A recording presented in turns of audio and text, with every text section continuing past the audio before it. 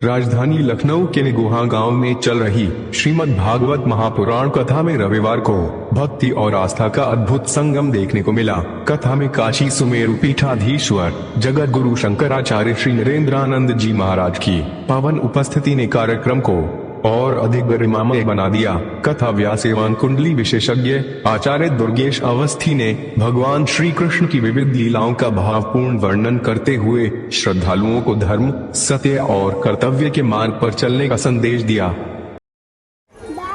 नर नारायण की तपोस्थली जिसको हम व्यास गुफा कहते हैं,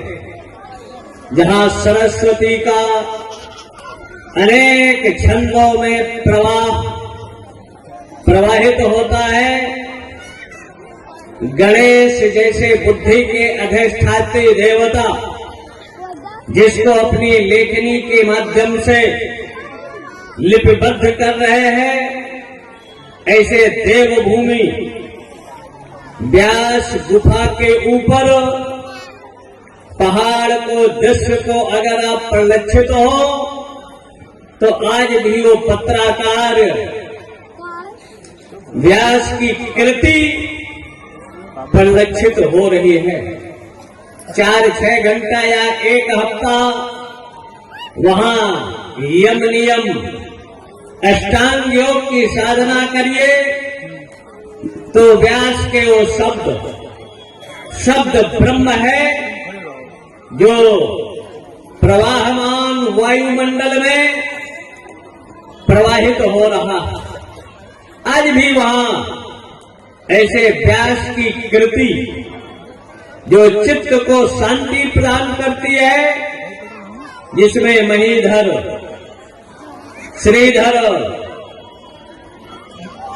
बंशीधर जैसे अनेक विद्वानों ने अपनी लेखनी के माध्यम से इसका निरूपण वर्णन किया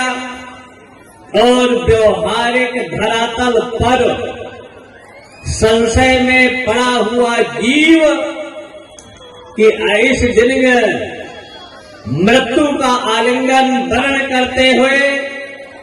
इस विनाशी काया में वो अविनाशी को समझते हुए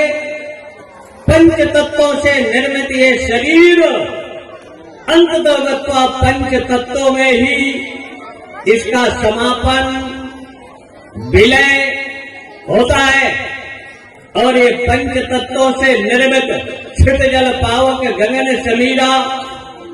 अंततः पंच तत्वों में ही मिल जाता है। लेकिन सताम संग, संतों का संग, सत का संग मन ही इस संसार के दुख का, अशांति का हेतु है। लेकिन मन से परे जब आत्मदृष्टि से चराचर जगत को आप देखोगे तो ऐम आत्मा ब्रह्म, प्रज्ञानम ब्रह्म, तत्वमसि, जिसको व्यक्ति जन्म जन्मांतर कल्प कल्पांतर युगांतरों से जिस तत्व को खोज रहा है, वही तत्व आपकी आत्मा के रूप में जो अनेक जन्मों से शरीर में समाहित है। लेकिन जहां मैं लगाता हूं, अहम भाव आता है, वही मनुष्य